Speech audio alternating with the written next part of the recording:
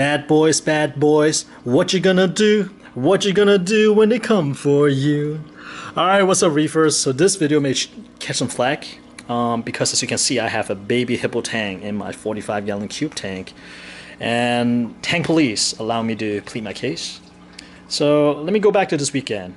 This weekend I visited a local Petco with a friend of mine that has a 90-gallon tank going. It's up for a couple months. It's not mature yet, and Petco has a sale, and he wanted to go check it out.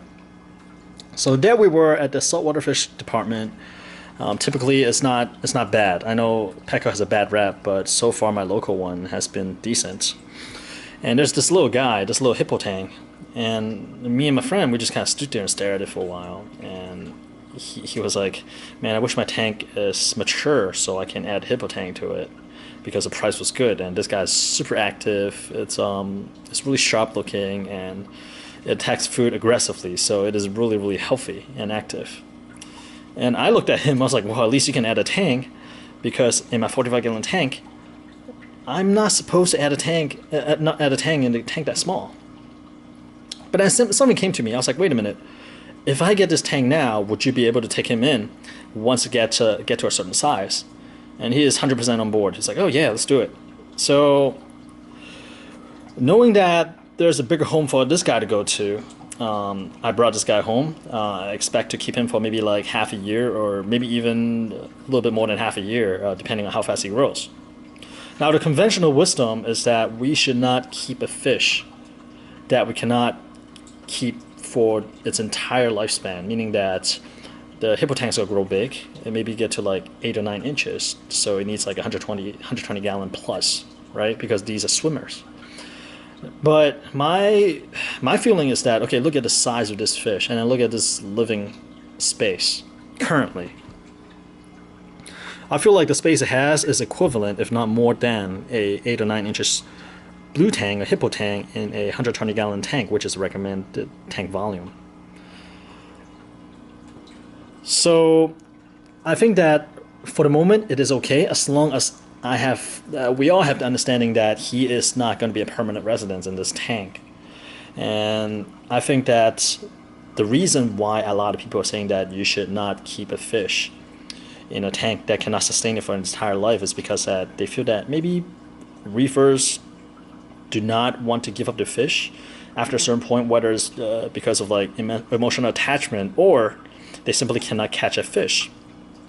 Now I can tell you right off the bat that won't be the case for me, because we have two past examples. For example, my Royal Grama, it got a little bit too aggressive. It took over the center column rock. So I caught him, tore the tank apart and caught him, and then gave it to my friend, where he has a larger tank and a more appropriate rock structure, the multiple rock structure for the Royal Grama to cling.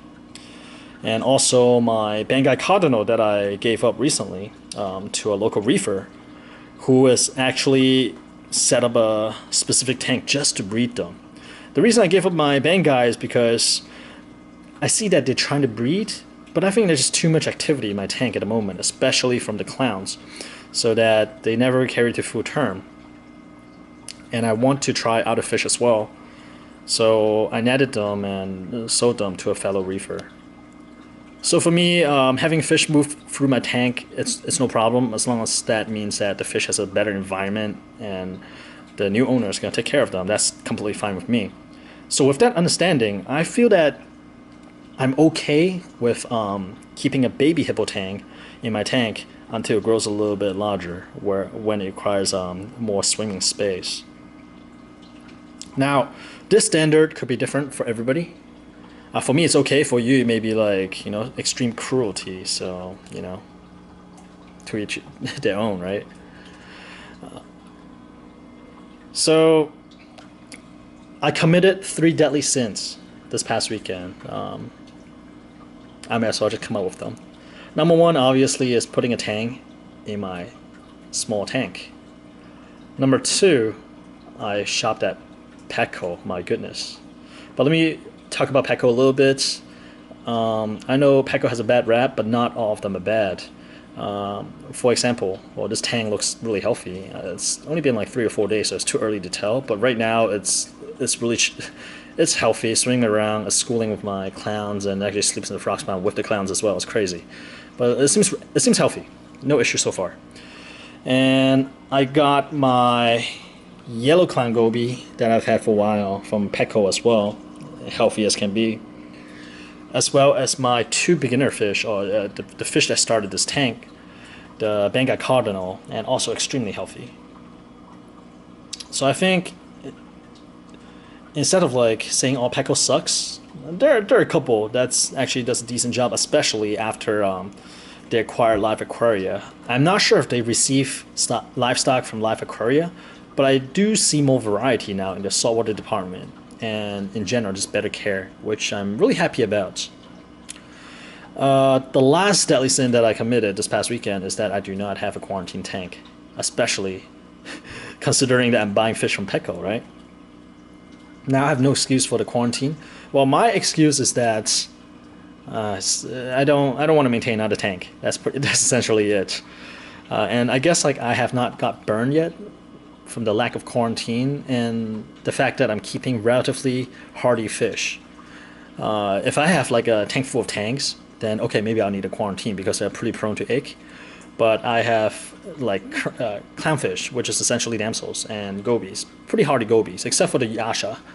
But so far no issue, so I did not really have the urge to set up a quarantine tank. So that's that. So that's the three things I committed this past weekend. Bought a small tank for my small tank, shop at Petco, and not have a quarantine tank.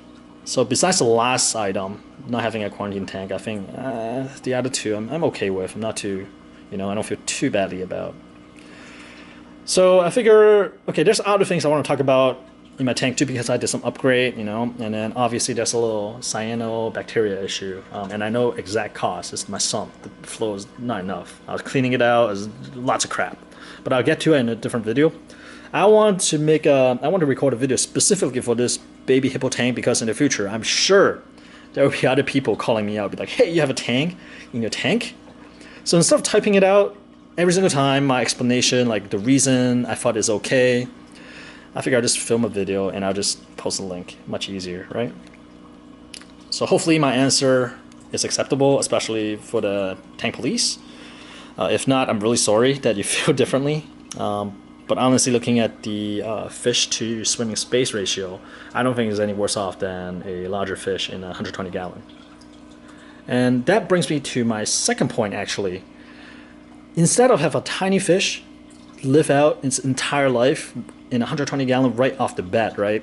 Where as the fish grows, the space does not grow. It will just feel more and more confined. Why is it bad to just let a fish live and grow out tanks that's appropriate to its size? For example, right now it's the size of a quarter. It'll live in a 45 gallon. As it get to like 3 inches, maybe even 2.5 to 3 inches, it'll move to a 90 gallon. Any larger, they'll move to like 120, 180, or even larger fish tank. To me, I think that makes more sense versus just dropping this little fish in like a huge 180 or like 300 gallon tank, and as it grow larger, it's rapidly running out of room because it's so used to that same space and it's not gaining anything. It doesn't have more space to explore. I don't know, it's a different mentality. But I don't know, I feel like that makes sense. Just grow into the space, right? And some people may say that, hey, confined space may stunt fish growth.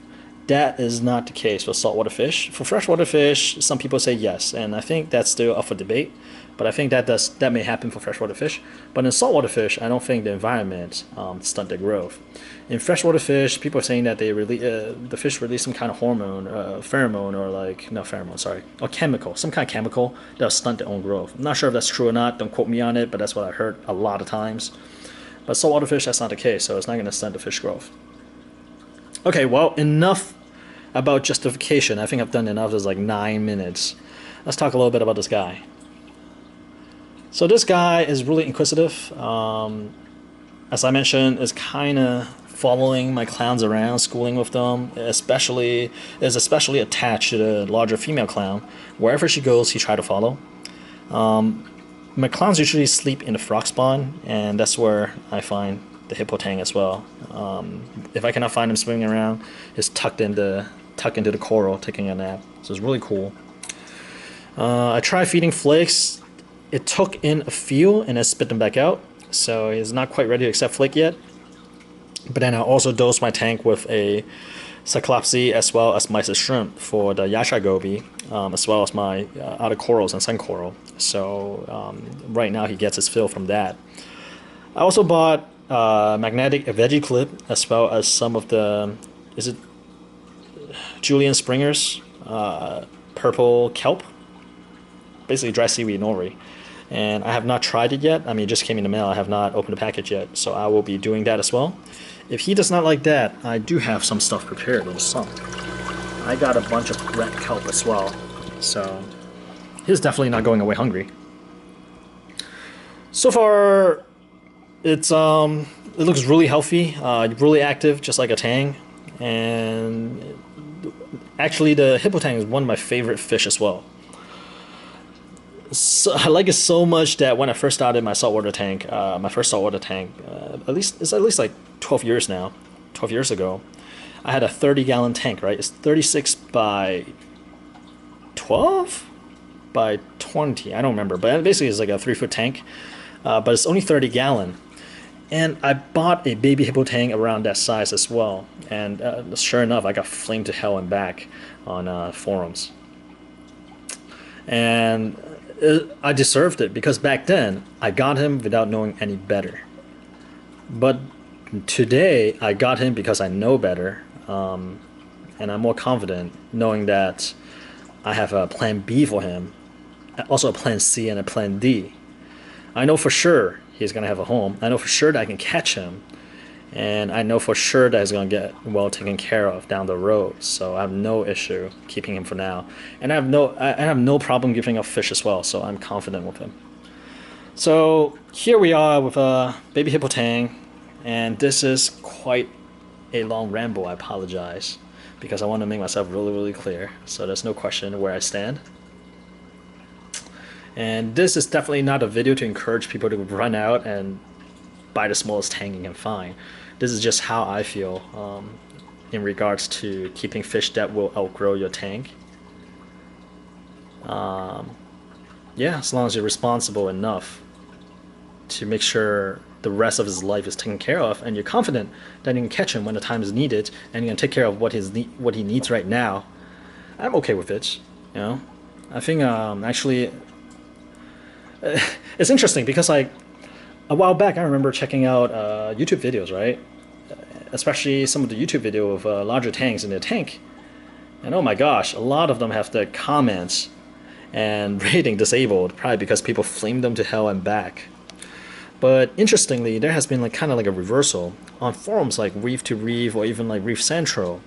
Now, whenever people got flamed for having a tank in their tank, there's actually a lot of people standing up to defend that guy. It's really strange. It's almost like Tang Police is not cool anymore. Regardless, I think care for the fish is necessary. You know, you have to find a balance between the best interest as well as, I guess, enjoyment. It sounds selfish, but I feel like fish keeping is a selfish hobby. So we gotta find that balance. We're not abusing the animals. You know, they have to live comfortably and happily, if we can figure it out, if they're happy or not. That'd be ideal. So I will end that video here, and I guess in the future you will hopefully see more of this guy. Well, not too long, so enjoy it while it lasts, while it's still in my tank. And I will create video regarding my upgrades to this tank a little bit later this week. Alright guys, this has been a really long video. I apologize again for the ramble, and I will talk to you guys next time. See ya.